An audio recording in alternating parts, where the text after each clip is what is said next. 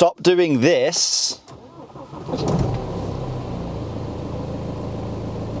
to your car during winter time. So then what I want to talk about in today's video is something that you should not do regardless of the season, but it is something that people especially do in winter time. Now, before we get into things, do me a massive favor, hit that like button. It really does help me out and it shows your appreciation to the channel.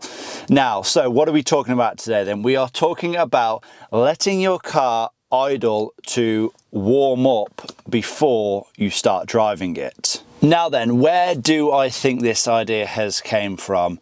Well, this was a thing that was actually recommended to do back when carburetors were the thing. So chances are, if you have a car post 1985, your car probably won't have a carburetor on the engine. It'll probably have modern fuel injection. And so letting your car idle and warm up probably shouldn't apply to you. Now let me explain why on an older carburetor engine you would let the engine warm up somewhat before driving it. Now this actually has to do with the fuel system itself. Typically, older cars with carburetors, they didn't have as sophisticated fuel measuring systems, and when cars would run cold, they would run very rich, and it would take a while for the proper fuel air to ratio to be required. And so if you did drive your car instantly when it was stone cold and that choke was fully closed, you could actually run the risk of washing down your bores. You're going to have a lot of fuel going into the engine. It could actually wash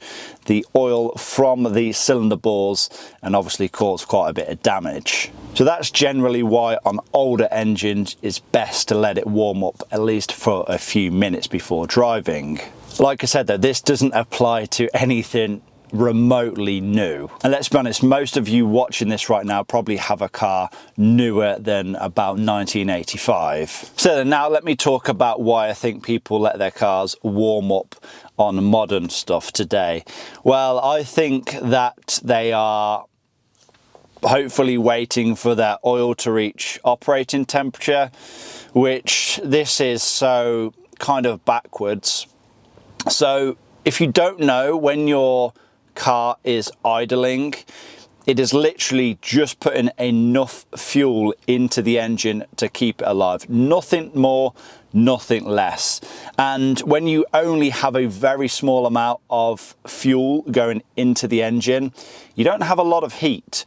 To get heat into the engine, you need to inject fuel into it. The only way to inject a lot of fuel into it is by driving it. Now, what I don't mean to do is floor it when your engine is cold. No, I'm not saying that. The best scenario, the best thing that you can do, and the thing that manufacturers actually recommend you to do, is to drive the car normally. Let me put out there some rough parameters. So let's say if you have a petrol engine, for the first 10 minutes or so, keep the revs below around 3000 RPM. If you have a diesel engine, which diesels take a lot longer to get up to operating temperature, if you have one of those, keep the revs below around 2000 for the first 10 minutes or so. And this will ensure that your oil will get up to temperature as quickly and as safely as possible. If you leave your engine idling, it will actually stay colder for longer. A cold engine equals more wear. It will take a long time of idling to get your engine up to the operating temperature. Not to mention as well, modern engines, they use a very, very lightweight oil, and they do actually flow quite well when the engine is cold. Now, don't get me wrong, when you are warming up an engine, you're not just warming up the engine oil, you're warming up the coolant as well. Coolant will generally warm up a lot quicker than your oil. And so if it is winter time and you want your heating system to get up to temperature, then yeah, you're gonna have to drive the thing. Just leaving your car idling, it's going to take a long time to get some heat into the cabin. Now then, how long should you leave your car idling for before driving it in summertime, in wintertime? Well, to answer that, I leave it the exact amount of time during wintertime or during summertime. It doesn't make any difference whatsoever. My goal when I'm driving the car is to get it up to operating temperature as quickly and as safely as possible. Like I said, keeping an engine colder for longer puts more damage on it. And so typically, how long do I wait before driving it?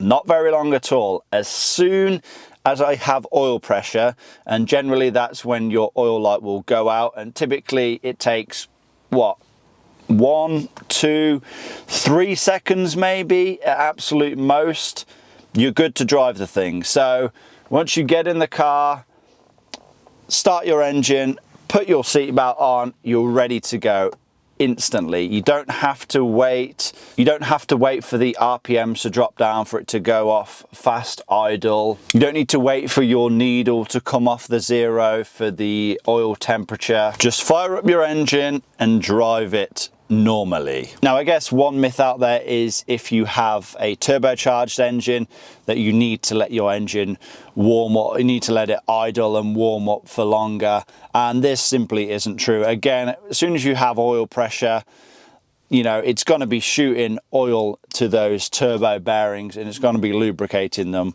properly. Like I said, keep your revs down, you know, just in the normal range, 2,000 to 3,000 RPM, and you should be absolutely fine. Unless your car has been sitting for months and months and months and months, most of the engine components, including a turbo, should already have some lubrication on them. If they didn't, then every single engine component would be getting damaged every time you start the engine. Now, with all this being said, are there any occasions where I do leave my engine idling when cold before driving it? Yes, there is one occasion where I may do this, and this is to do with, especially in wintertime, if your windows and windscreen get iced up or, you know, it gets covered in snow. I will always get in the car, fire the engine up, hit the heat on full, before even attempting to clear the snow, to clear the ice, to scrape the windows, whatever it may be. I just don't understand why people will just have a completely cold car, begin scraping the windows or windscreen, and then they'll get in the car and fire the engine up. It just makes sense to have at least some of the residual heat from the engine, you know, to go through the heating system and to begin mounting your windscreen so you can get ready to drive. I don't know, let me know. Am I a bit backwards in doing it my way? I'm not sure. I very, very rarely use de-icer or anything like that.